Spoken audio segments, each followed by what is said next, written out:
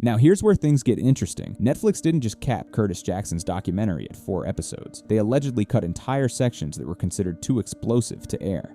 Everything couldn't make was 4 episodes. Right. So it was a lot, you had to pick and choose. And one of the most controversial claims never made it on screen, despite the internet whispering about it for years. Alleged underground tunnels connected to properties linked directly to Sean Combs. Now, according to 50 Cent, Netflix forced him to remove material that he believed was critical to understanding the full scope of the allegations surrounding Diddy. And this is important, because these rumors didn't just come out of nowhere. They've been circulating for years across online forums, conspiracy threads, and pattern recognition spaces, high-profile mansions, historical precedents, long-standing speculation. And here's the thing people need to understand. When information is withheld, speculation fills the vacuum. And when Netflix decides something is too dangerous to air, that's usually where the real story actually begins. Because this may not be about protecting anyone, it may be about protecting Netflix. Now, 50 Cent said Netflix capped the documentary at 4 episodes. That decision forced him to cut a major allegation that was originally exposed during production, and one of those removed storylines allegedly involved a claim connected to Tupac's fiancée, an implication Netflix clearly did not want to touch. Now listen closely, because this is the detail people keep missing. 50 Cent did not say the allegations were false. He did not say they were debunked. He said Netflix wouldn't let it air, and that distinction matters. Now here's why that matters. Platforms don't edit content based on truth. They edit content based on liability. So let's talk about why Netflix slammed the brakes. Because this wasn't a creative decision. This was a legal survival instinct. Think about what that allegation touches. A deceased hip-hop icon, a woman tied to that legacy,